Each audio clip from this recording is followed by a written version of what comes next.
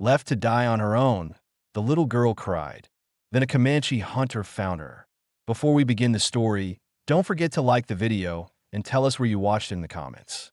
The land was flat for miles, dry and hard-packed, dotted with mesquite brush and the blackened stubs of what used to be grass. The sun beat down heavy over the Texas plains, warping the horizon in waves. The only movement came from flies buzzing near the charred skeleton of a wagon and a pair of vultures pacing around the wreckage with slow, hungry patience. Clara Boone crouched behind a broken wheel, knees pulled to her chest, face streaked with soot and dried tears. Her mouth was cracked from thirst. She'd stopped calling out that morning. Her throat couldn't take it anymore. Every sound around her set her on edge. The distant rustle of dry leaves, the cry of a hawk overhead, the creak of scorched timber shifting in the breeze. She was trying not to move. If she stayed still, maybe no one would find her. Or worse, maybe they would. She was 8 years old. Her mother had tied a blue ribbon in her hair 2 mornings ago. Her father had lifted her into the wagon and told her they'd reach Fort Griffin before week's end. Now both of them were gone. What Clara remembered most was the noise. Gunfire, yelling, a horse screaming, then the heat and smoke, and someone grabbing at her before she wriggled away and slipped under the axle. She didn't look when it happened. She couldn't. The bodies had stopped moving by sundown.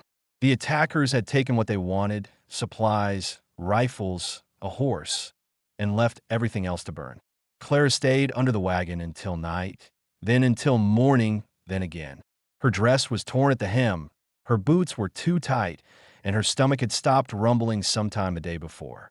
She hadn't eaten in 2 days. Red Elk was walking the ridgeline above when he spotted the smoke. Not fresh, maybe 2 days old. A column no taller than a tree trunk. He adjusted the weight of the deer carcass across his shoulder and made for it. There were signs, tracks in the dust, broken grass, boot prints that didn't match any tribe. This wasn't Comanche land anymore, not truly. Settlers came through, some with wagons, some just passing. Trouble followed more often than not. He hadn't spoken to anyone in nearly 6 weeks. He didn't want to. His days were quiet, spent hunting small game, drying meat, and sleeping with his rifle nearby. He didn't take sides anymore. Not with his people. Not with the white world. Not with anyone. But when he came down the ridge and saw the scorched wagon frame, he stopped. The heat was still trapped in the wood. Flies buzzed over dark stains in the dirt. He stepped carefully, boots brushing ash, and scanned for movement. He expected nothing. Then he heard the shuffle. A small sound, but different. Not animal. Red Elk crouched low, hand resting on his belt knife, and moved slowly toward the broken wheel. Clara saw the boots first. Leather, worn and cracked. Her breath hitched. Her fingers dug into the dirt. She didn't scream. She wanted to, but her voice wouldn't come. Red Elk tilted his head, listened again, and then, without drawing his knife, knelt down and pushed aside the burned canvas. What he saw made him go still. The girl looked up at him, face streaked, eyes wide. She didn't move, didn't speak, just stared. He didn't say a word. He could see her hands shaking, the way her lips trembled like she was trying to hold in a cry. She didn't look wounded, just scared out of her mind. He reached into the satchel, slung over his shoulder, and took out a water skin. He held it out, slow. Clara didn't take it. She just stared. "It's not poison," he said quietly. His voice was low, steady, tired. She took the water skin with both hands, lifted it to her mouth, and drank. Some of it spilled down her chin, but she didn't stop. Red Elk watched, motionless. When she finished, she handed it back without a word. He looked her over. Her sunburn was bad, especially around her shoulders and neck. Her hands were scraped, probably from crawling. There was blood on the back of her dress that didn't look like her own. "Anyone else alive?" he asked. She shook her head once. Her bottom lip wobbled, then steadied again. She didn't cry. He could have walked away then, left her to the next passing patrol or settler, or whatever fate found her first. It wouldn't have been cruel. He wasn't a savior. That part of him had died years ago, when his own child fell sick in the winter and never got back up. He'd buried his son beneath the cottonwoods and never spoke his name again. Since then, he'd avoided everything that could be lost. But now this girl, she didn't beg. She didn't reach for him. She just sat there, like she was waiting for the ground to open. He took off his buffalo hide cloak and draped it around her shoulders. She flinched at first, then went still. "We go east," he said. "Rivers are there. Less eyes." She didn't respond, but she didn't pull away either when he lifted her into his arms. Clara didn't know who he was. She didn't trust him, but his arms were steady, and the blanket smelled of smoke and pine, and for the first time in 2 days, the wind didn't sting as much. He carried her away from the wagon, past the edge of the ashes, past the buzzards. No one else spoke. The land stayed silent. Clara kept her face pressed to his shoulder, eyes closed. Red Elk walked until the sun touched the hills. He didn't look back. By the time the sun dipped low and painted the sky in pale orange, Red Elk had already put several miles between them and the burned-out wagon. He didn't follow trails. He followed shade, dry creeks, old bison paths, routes that wouldn't be watched or traveled by white patrols or nervous settlers. Claire stayed quiet in his arms most of the time. Occasionally, she shifted or whimpered in her sleep, but she never asked where they were going. When darkness finally came, he set her down beneath a stand of cottonwoods near a stream no wider than his boot, dug a shallow fire pit, and lit a small flame no higher than his hand. He didn't speak. Clara sat curled beneath the buffalo hide, knees drawn to her chest, eyes locked on the fire. She hadn't spoken since she said no one was left alive. He didn't expect her to. Red Elk skinned and cleaned a rabbit he'd snared earlier, then roasted it on a stick. The scent made Clara stir. She didn't reach for it, though, just stared. He waited. When the meat cooled enough, he tore a piece off and held it out. She hesitated, then took it with 2 hands. She chewed slowly, swallowing hard. Her eyes filled with tears, but she didn't let them fall. Red Elk didn't watch her eat. He kept his gaze on the fire. He could feel her glance at him from time to time, quick and uncertain. She didn't know what he was. He could see that question forming in her. After a while, she asked, voice small and dry, "Are you a bad man?" He looked at her, not startled, just quiet. "No," he said, "not anymore." Clara didn't ask what he meant. She didn't have words to dig into that. But something in her settled just slightly, like she'd been holding her breath and finally let some of it out. "Were you out hunting?" she asked after another minute. He nodded once. "Saw your fire. 2 days old. My family." Her voice cracked and stopped. Red Elk didn't press her. He reached behind him, pulled a canteen from his pack, and handed it to her. She drank, wiped her mouth with the back of her sleeve, then held it out without a word. He took it, capped it, and leaned back against a tree. The fire crackled between them. The night sounds began to rise. Crickets, a lone owl, something rustling in the brush beyond. Clara looked around anxiously. "Are they coming back?" she asked. "Who?" "The men who did it." Red Elk shook his head. "They already took what they wanted. They won't waste time circling back." Clara didn't seem convinced. Her hand stayed clenched in her lap. He studied her face in the firelight, sunburned skin, dirt in her hairline, a bruise on her temple he hadn't noticed before, probably from when she ducked under the wagon. She was holding herself too still for a child, too stiff. "You sleep now," he said. Clara didn't move. "I'll keep watch," he added. She lay down then, still wrapped in his cloak, and kept her eyes open long after they turned glassy with exhaustion. Red Elk didn't sleep. He sat near the fire, rifle propped against his leg, listening to the land. He knew this region, knew the signs of danger before it made noise. But tonight was quiet. Too quiet, maybe, but he welcomed it. He wasn't sure why he hadn't left her behind. Part of him wondered if he just made things harder. A child drew attention, and attention meant risk. But when he'd seen her curled against that wheel, bone-thin and blank-eyed, he hadn't seen a settler girl. He'd seen a child, and that was enough. By morning, the temperature dropped and the wind picked up. Clara woke cold, shivering beneath the hide. Red Elk had already broken camp and was packing what little he had. She sat up, blinking. "Are we going now?" He nodded. "Where?" "East, toward water, away from roads." She didn't ask why. She didn't question his decisions. That told him more than any words could. She had already learned not to expect explanations from adults. They moved slowly through the underbrush. Red Elk didn't carry her this time. He let her walk, even though her feet were swollen from those too tight boots and her steps were uneven. She didn't complain once. At midday, they rested near a dried-up creek. Red Elk studied her feet, saw the swelling, and finally knelt to remove her boots. She flinched when he touched her ankle. "Sprained?" he asked. She shrugged. He looked up at her. "Did they see you?" "The men." "No," she whispered. "I was under the wagon." He nodded once, then went quiet again. From his satchel, he pulled a strip of clean cloth, ripped long ago from a settler's trade blanket, and wrapped her ankle tight, binding it with leather cord. She didn't thank him, but her eyes said something else. He didn't press it. They continued east for 3 more days. Clara asked few questions, and Red Elk offered few answers. But the silence between them became less heavy. She walked beside him now, rather than behind. At night, she sat closer to the fire. Once, she even handed him a cooked rabbit leg without him asking. By the 4th day, her voice grew a little stronger. She told him her father's name, her mother's cooking, how she used to braid her own hair when her mother was busy.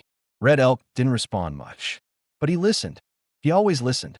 That night, as the wind stirred the treetops and the fire burned low, Clara finally asked, "Do you have a family?" He looked into the fire. "Had a son," he said. "Long time ago." "What happened?" Red Elk shook his head once. "Doesn't matter now." She didn't ask again.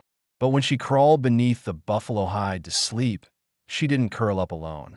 She pressed her back lightly against his side, not asking for anything, just letting him know she was there. Red Elk stayed awake long into the night.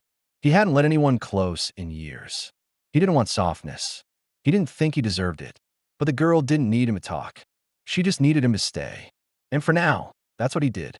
By the 6th morning, the trees thinned and the hills turned to slow, rolling fields of pale grass and scattered mesquite. The riverlands weren't far now. Red Elk knew the signs: moister soil, dragonflies near puddles, and raccoon tracks by the underbrush. Game would be easier to find. So would water. Clara limped more now, but she didn't complain. Her ankle was healing, though the swelling hadn't fully gone down. Her feet were raw from walking in wool socks alone. He'd burned her boots 2 nights ago when the leather cracked and cut her skin. She hadn't argued. She just watched the fire until they turned to ash. They paused at midday near a dry wash shaded by cottonwoods. Red Elk knelt and checked her ankle again, loosening the wrap. It looked less angry now, less purple. Still tender, though. He washed it with creek water and rewrapped it without speaking. Clara studied his hands while he worked. The backs were weathered, rough like old tree bark, but his grip was precise. Careful. She didn't flinch anymore when he touched her. When he finished, he handed her a slice of dried meat and sat across from her. She chewed slowly and watched the wind move through the trees. "Are you Comanche?" she asked. Red Elk met her eyes. "Yes. Why do you speak like us?" "I learned both ways," he said. Clara frowned a little. "My pa said Comanche took people sometimes." Red Elk didn't blink. Some did. Not all. She lowered her head. "He said never to trust one." He didn't answer. "But I don't think you're like what he said." Red Elk looked at her for a long moment. "Maybe I'm not." They sat in silence again, the air still and dry. A crow cawed once from a distant tree. Clara pulled the buffalo hide tighter around her shoulders, even though the sun was warm. After a while, she asked, "Did you leave your tribe?" He didn't answer right away. Then finally, with no shift in tone, said, "Yes." "Why?" Red Elk stood, picked up the pack, and scanned the horizon. "We walk again now." Clara rose without a word. She didn't press. She had learned the shape of his silences. They moved slow along a narrow game trail, Clara leaning on a walking stick he'd carved for her. Her breathing had steadied in recent days, her eyes less clouded, but she still started at sudden sounds. Still froze when birds broke cover too fast or wind whistled low through the rocks. That afternoon, they came across a shallow pond fed by a spring. The water was cool, clean. Red Elk let Clara bathe while he stood nearby, facing away, watching the trees. She scrubbed her hands and face with a flat rock, pulled weeds from her hair, and soaked her sore feet in the mud. When she finished, he handed her a clean shirt from his pack. Rough, too big, and she changed behind a thicket. When she stepped out, cleaner and barefoot, he looked at her with a quiet nod. "You don't talk much," she said. "No need," he replied. They followed the stream south for another hour before making camp on a small bluff. Red Elk built a fire low against a rock wall to hide the smoke and set out 2 snares upstream. He checked the sky. No hawks, no riders. That was good. Clara watched him set up, mimicking how he tied the sticks with twine. She didn't ask questions this time. She was learning by watching. As dusk settled, she stirred the fire with a stick while he returned with 2 hares from the trap line. She smiled when she saw them. Her first smile since the wagon. "You're good at that," she said. Red Elk said nothing, just began skinning the animals. Later, after they ate, Clara looked over the edge of the bluff, toward the open plains beyond. "Where are we going, really?" "Someplace no one looks. Close to water. Where winter won't kill us." She turned toward him. "What about after that?" Red Elk tossed a bone into the fire. "Don't know. You gonna leave me somewhere?" He looked up sharply. Not angry, just surprised. "No," he said. "Even if people come, I don't leave." She nodded slowly, like she'd been testing something. He didn't ask what. That night, before sleep, she said softly, "I don't remember my mother's voice anymore." Red Elk didn't move. "I try, but it's quiet in my head." He didn't offer comfort. He didn't know how. But after a long silence, he said, "Some things come back later." She curled into the buffalo hide without replying. Before dawn, Red Elk woke to distant hoofbeats. Not close. Maybe riders half a day west. He didn't wake the girl, just listened, then packed his rifle and waited in the dark. The next morning, he altered their path eastward, deeper into the river groves. Slower trail, less exposed. That day, Clara asked no questions. But she never strayed more than 2 steps from his side. The days grew cooler. Wind slid down from the northern hills, brushing through cottonwoods and making the fire harder to keep steady. Red Elk adjusted their course slightly southeast, following the bends of a river that cut low through the earth like a scar. Narrow, muddy, but still moving. He knew the terrain well enough to trust it. The place he had in mind sat along the edge of a tributary near limestone outcrops, where game fed in the evenings and no patrols passed through unless they were lost. Clara had stopped asking where they were headed. She no longer pressed for plans, but she had begun to walk closer to his pace, not behind it. She picked up habits without being told, filling the canteen when they passed water, dousing the coals with dirt before leaving camp, checking traps without touching them. She began watching the sky like he did. She wasn't just surviving anymore. She was adjusting. That told him everything. They'd been traveling together nearly 2 weeks when they saw the cabin. It was mid-morning, sun filtered through mist. A patch of open land appeared suddenly at the edge of a tree line. In the middle of it stood a squat, single-room structure with a sod roof and smoke drifting from a crooked chimney. There was a clothesline behind it and a goat tethered to a post. A garden lay dormant in a patch of turned-up earth. Red Elk slowed, signaling Clara with a flat palm. She stopped without needing instruction. He watched the place carefully. A woman stepped out with a bucket in one hand and a shotgun slung loose across her back. She was white, about 30, wearing a brown skirt and homespun blouse, her hair pulled tight behind her head. Her movements were deliberate, wary but not frightened. Clara whispered, "Is she bad?" "No," he said quietly. "Just alone." He waited. The woman looked toward the tree line. They weren't close enough to be seen unless she was used to watching. Red Elk took a risk and stepped out. He made no sudden move. He kept his hands visible. The woman stiffened immediately, putting down the bucket and unslinging the shotgun. Clara remained behind the trees, still and low. Red Elk raised one hand. "I'm passing," he said, loud enough to carry. "We need water. Nothing else." The woman didn't lower the gun. "You alone?" He shook his head once. "I have a child with me." "Yours?" "No." She studied him. Her jaw tightened, but she didn't shoot. "Come slow," she said. "Stay where I can see you." Red Elk turned and waved Clara forward. The girl hesitated for only a breath, then stepped into view, barefoot, cloaked in the buffalo hide, eyes alert but not frightened. The woman's expression shifted then, not softened, but changed. She lowered the shotgun slightly, not relaxed, but not ready to fire either. What happened to her? She asked. Family was killed. I found her, he said. And you kept her? She didn't have anyone else. A long silence passed. The woman finally nodded once. I got water. You can feel your skin. Don't take anything else. They approached slowly. The woman led them around the back to a barrel filled from the spring. Clara drank first, then filled the canteen. Red Elk drank after. The woman watched the entire time, not moving from the steps. Name's Sarah Winthrop, she said finally. Been living here 2 years. Red Elk gave a quiet nod. Red Elk. Sarah turned her attention to Clara. What's your name, sweetheart? Clara Boone, the girl said, voice stronger than it had been in days. Well, Clara Boone, you look about ready to fall over. You eaten? Clara looked at Red Elk. He answered for her. We had something this morning. Sarah looked unconvinced. I got beans. You can eat here. But no stealing. No trouble. I got a grave out back, and I'll put someone in it again if I have to. Red Elk gave a faint nod. Understood.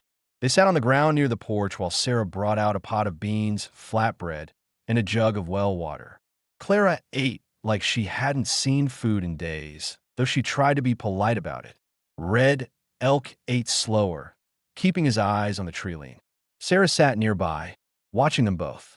She trusts you, she said to him quietly. Red Elk didn't respond.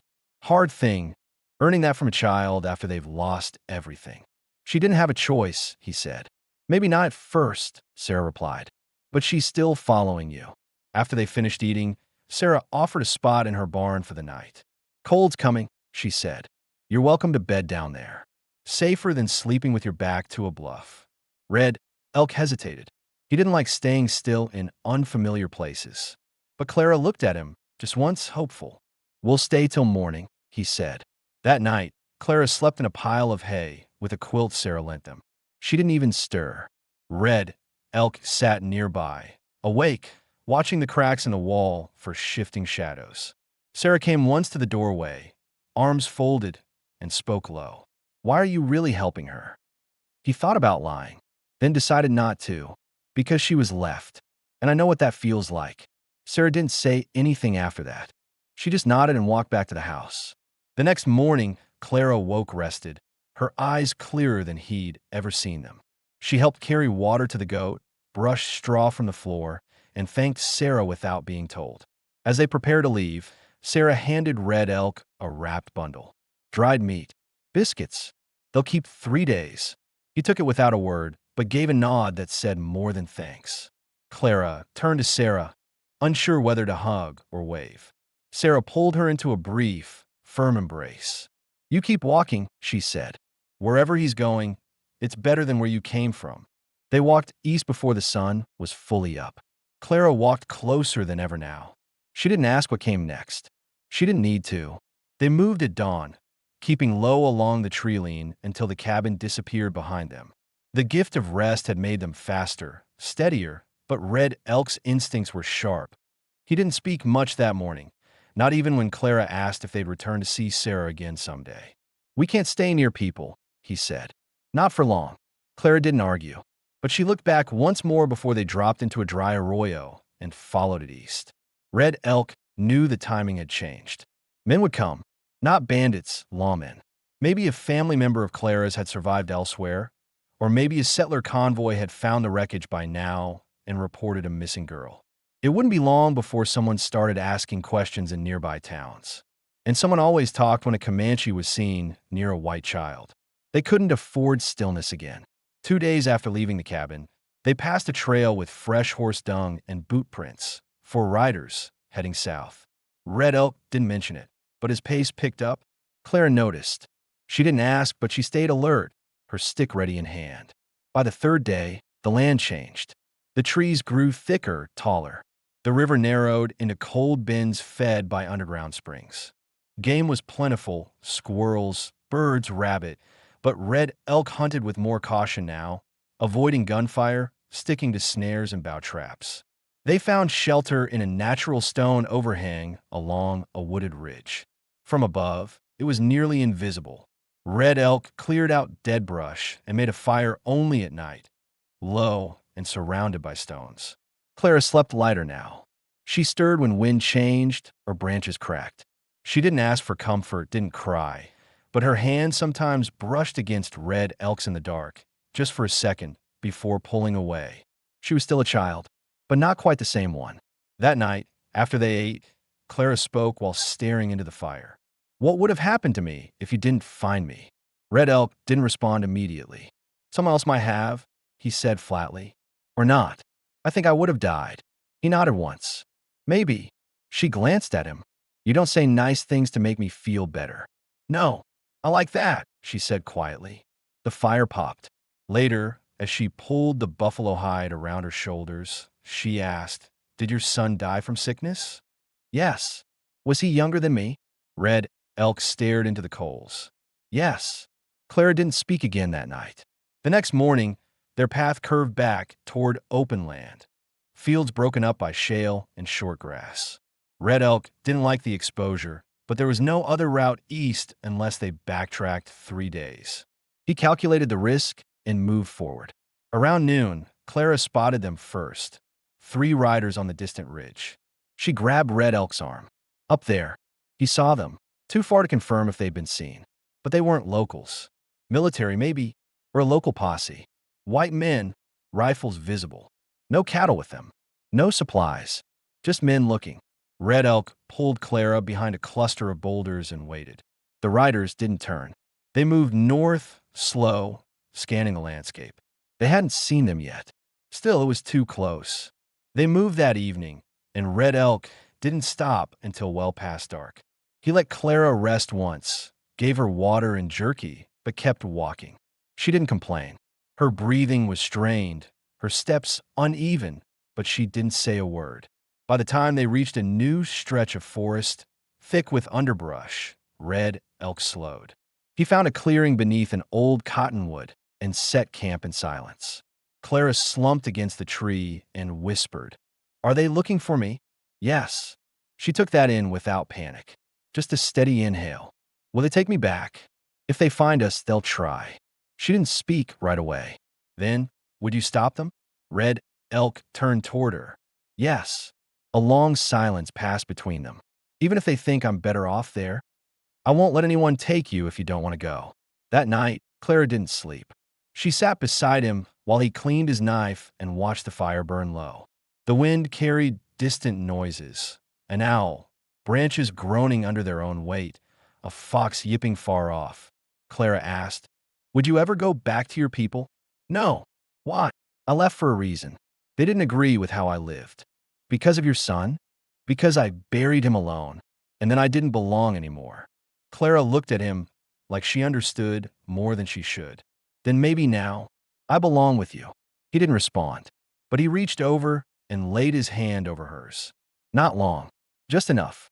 The next day, they dug deeper into the woods, this time not just moving to survive, but looking for a place to stay for longer than a night. Red Elk knew of a rock basin 2 valleys east where old trappers once built a lean-to.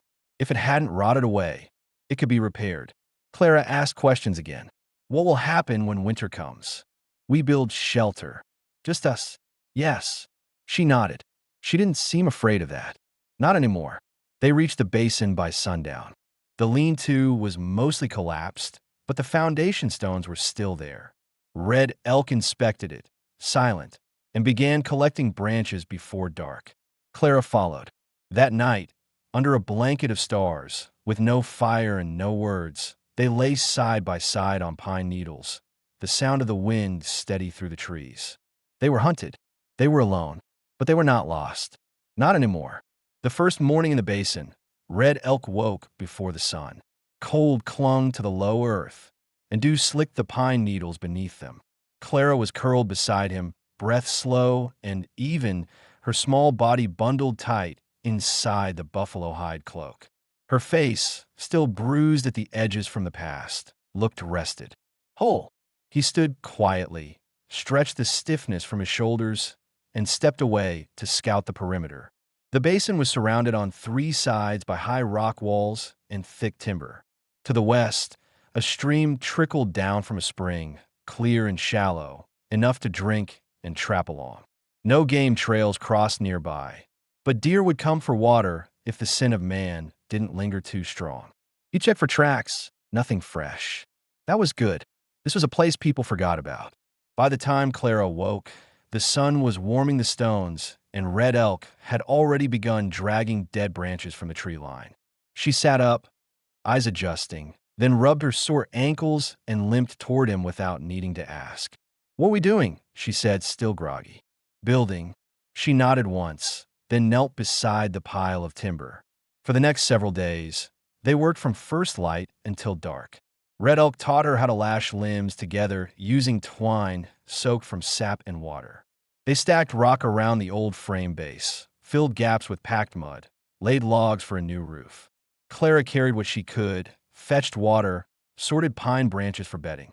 She never complained about the cold, or the blisters on her palms, or the bruises along her shins.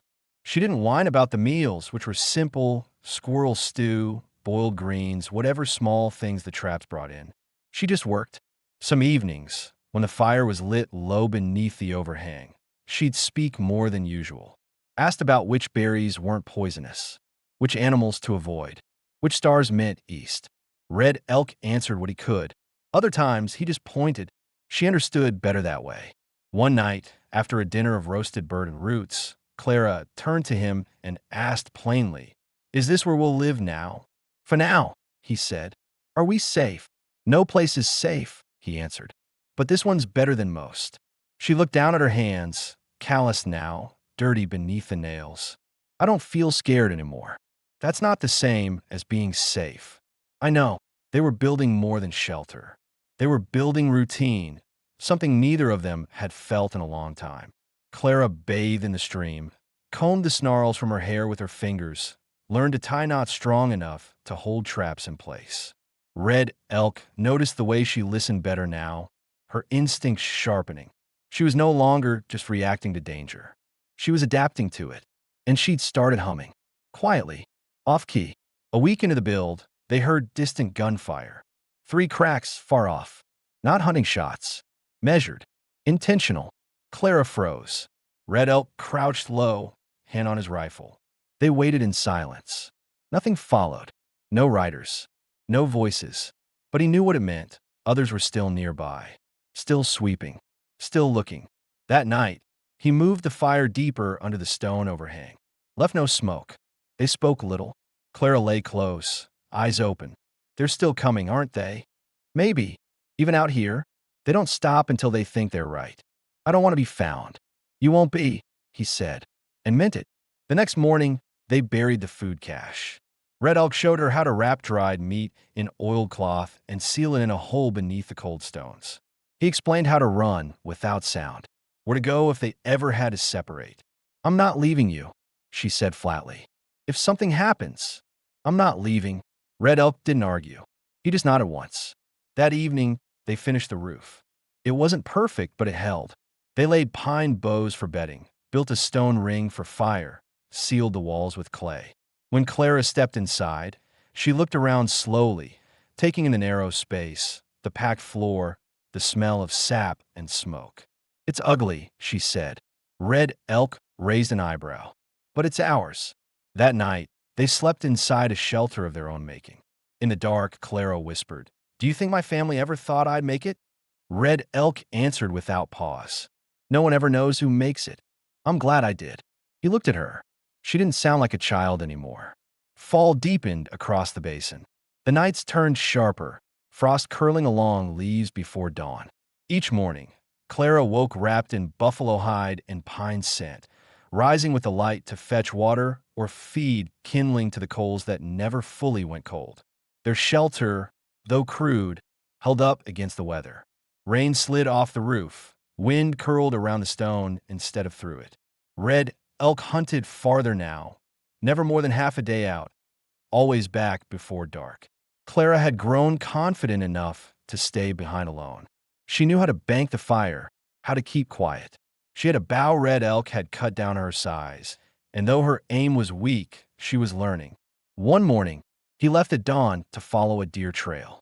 When he returned before noon, something in his walk was different, slower, more deliberate.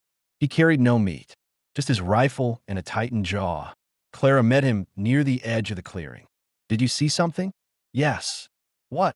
He scanned the trees. "Riders. 4 of them. 5 miles west. Heading north. No settler packs. Moving too straight." She swallowed. "Looking for us? Or someone like us?" He crouched and drew lines in the dirt. "If they turn east, they might find the basin. If they don't, they pass by."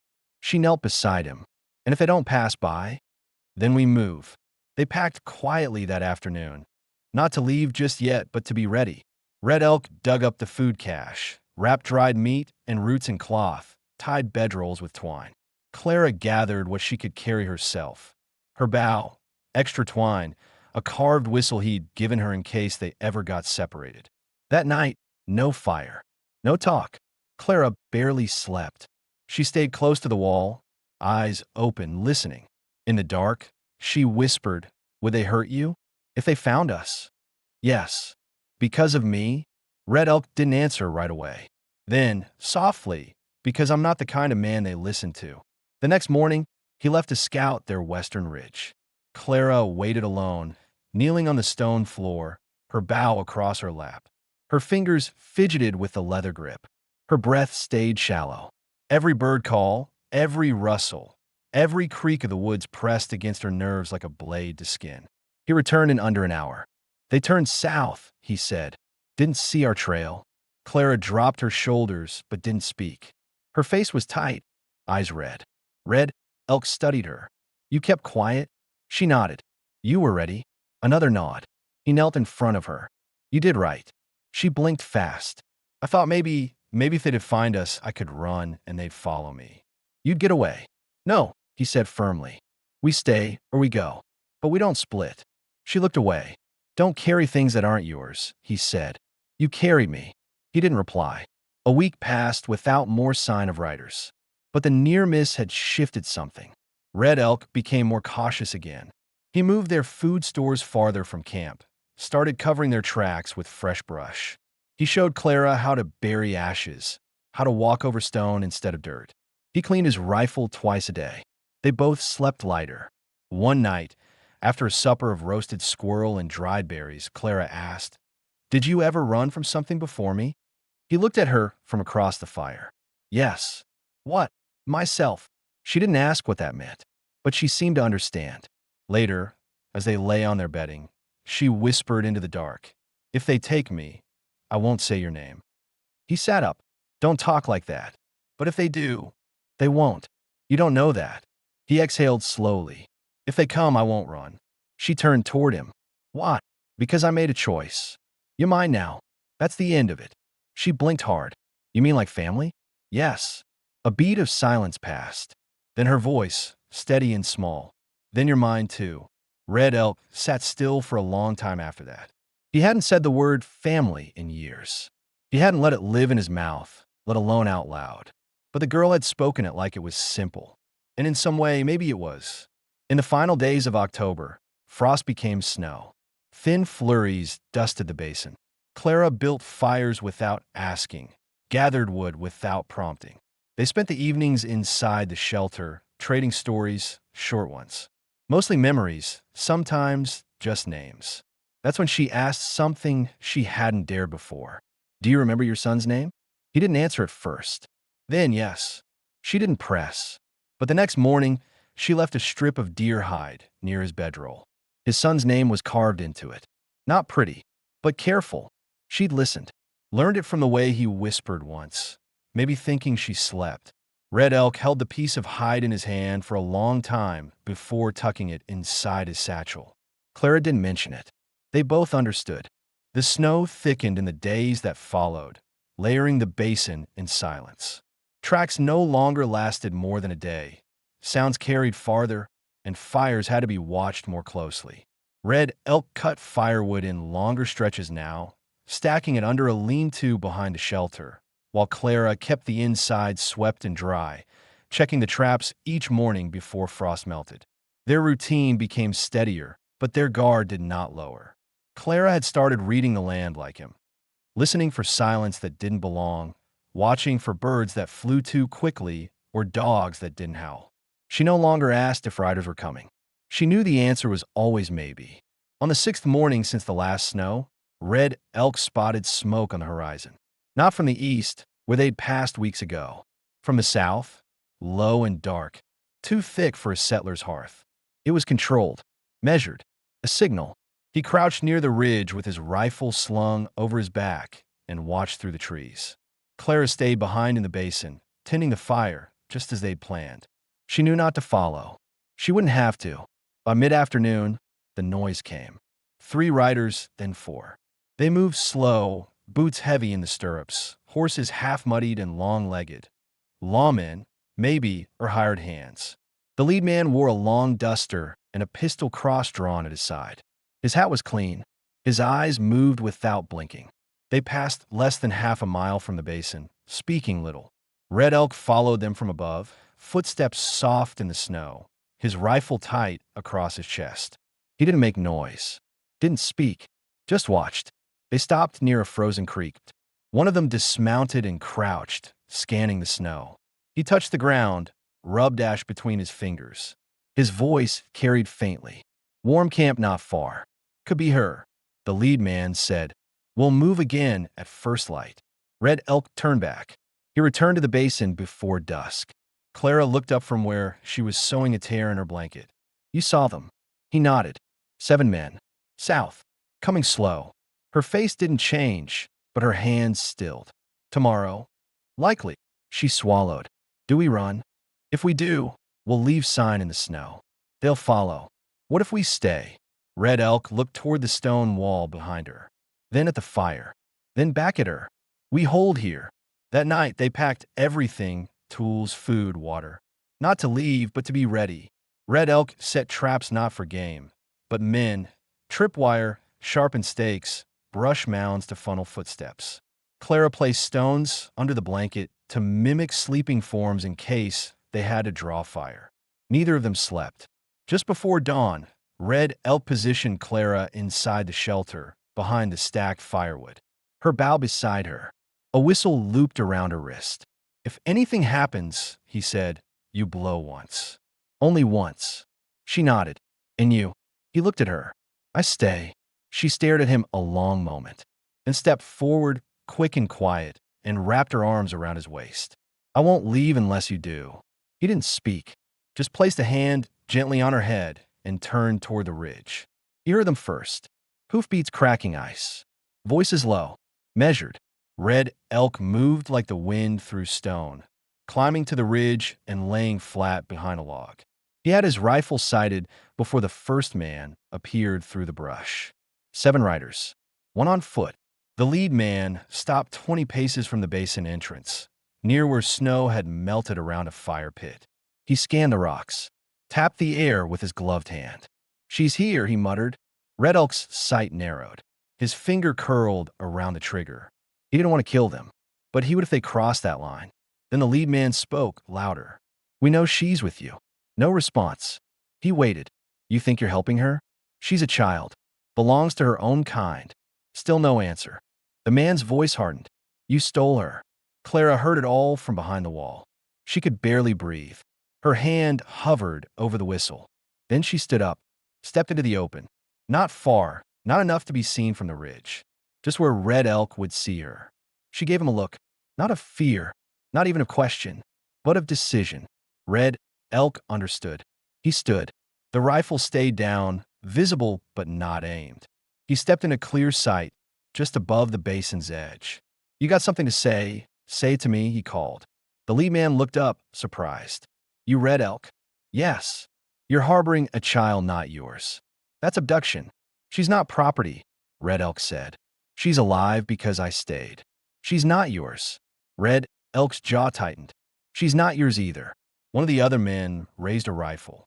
"We can take her by force." Before the leader could speak, a sharp, shrill sound echoed through the trees. The whistle. Clara had blown it, but not out of fear, out of choice. The riders froze. Red Elk didn't move. Then Clara's voice rang out, clear, strong. "I'm not going back. I choose to stay." He didn't take me. He saved me. The leader hesitated. He looked around, at the ridge, the traps, the unfamiliar land, at the figure standing above them without shaking. Then he said, "You'll be wanted in every county from here to the Red River." Red Elk didn't blink. I already was. The leader stared a moment longer, then spit into the snow and turned his horse. "Let's go," he muttered. The others followed. Slowly, one by one, they rode off without firing a shot. Red Elk waited until the sound of hooves disappeared, then climbed down into the basin. Clara met him at the fire, tears drying on her cheeks. He knelt, looked her in the eye. "You didn't have to stand up." "Yes, I did," she said. "You were ready to be taken." "No," she whispered. "I was ready to be seen." He stared at her for a long moment, and said the only thing that mattered now. "We stay." For 2 full days after the riders left, Red Elk and Clara kept watch. They slept in turns, moved with caution, never lit a fire higher than a cupped hand. Red Elk swept the basin for fresh tracks each morning, but nothing turned up. No boot prints, no disturbed brush, no cut fences or broken limbs. The forest had gone still again, but the tension lingered like smoke on old cloth. On the third morning, Clara stepped out of the shelter, took in the pale sky above, and exhaled like she hadn't in weeks. Her shoulders dropped. She didn't speak, just started folding her blanket and brushing ash from the floor. Red Elk watched her from the stone edge near the stream. He'd been thinking, the kind of slow, heavy thinking that came when survival stopped being the only concern. She had chosen to stay, spoken it loud enough for 7 armed men to hear. Now he had to ask himself what kind of life they were staying for. They had shelter, they had the basin, but winter was coming in fast, and there were things to secure, repairs to make, a future to shape. That afternoon, Clara asked, "Are we moving again?" Red Elk shook his head. "Not unless we have to." She gave a small nod, then asked something he hadn't expected. "Can we make it better?" "What?" "This place. The shelter. Can it be more than just hiding?" Red Elk looked around. The low walls, the patched roof, the way they still had to crouch when the wind blew too hard from the north. "Yes," he said. And just like that, the work began again. They scavenged fallen timber from deeper in the woods, cut branches for reinforcement, dug a deeper pit for winter food. Clara suggested adding a wall inside for her own sleeping area. Red Elk helped without comment. He showed her how to notch beams for strength, how to seal new planks with mud and grass. They repaired the roofline, added a lean-to for drying meat, and carved new tools: hooks, bowls, spoons from bone and cedar. Clara painted a small mark on the inside wall with crushed berries, just a simple spiral. When Red Elk saw it, he didn't ask what it meant, but he didn't wipe it off either. At night, they cooked inside, steam rising from stew pots instead of smoke rising from the trees. Clara sang sometimes softly, just snatches of things. Red Elk listened without speaking. She didn't ask for stories anymore. She told them. "I used to think the worst thing was being alone," she said once. "But I think worse is being with people who don't see you." He looked at her then. "I see you." She didn't respond, just smiled and passed him the tin cup. Days passed like that, building, mending, surviving. Then, unexpectedly, a figure appeared on the edge of the woods. It was Sarah Winthrop. Clara was first to spot her, gathering branches near the stream. She didn't yell or run. She simply said, "It's her." Red Elk stood from his seat near the fire. Sarah approached slow, one hand raised. Her shotgun was strapped behind her, but it stayed untouched. "I thought maybe you were both gone," she said. "Heard talk in town." Men rode back empty-handed. Said the Comanche ghost disappeared with the Boone girl. "We're not gone," Clara said, stepping beside Red Elk. Sarah smiled faintly. "I see that." Red Elk didn't smile, but his voice softened. "You came far. I brought what I could." She held up a cloth bundle. Inside, flour, dried beans, flint, a length of heavy cloth. Clara took it carefully. "Thank you." Sarah looked around at the shelter. "You did all this?" "We both did," Clara said. Sarah raised an eyebrow, clearly impressed. "Not just surviving, living." She stayed through the afternoon, sharing what news she had. No new writers. No warrants posted with detail. No one looking hard anymore. The law had moved on. She gave Clara a pair of boots, too big but warm. Gave Red Elk a stone sharpening kit. Before she left, Sarah said, "It's not my place, but if you ever come further north, I've got room. A real room. With walls." Red Elk nodded. "We might." But no promises were made. That night, Clara asked, "Would you want to go back to town?" Red Elk looked into the fire. "Not for long." "Me either." They fell asleep early. The wind outside curled against the walls, but didn't make it through. In the morning, Clara stood outside the shelter, watching the sun rise through a gap in the trees. "I think we made a life," she said softly. Red Elk stood beside her. "Not the one either of us planned." "No," she said, "but it's ours."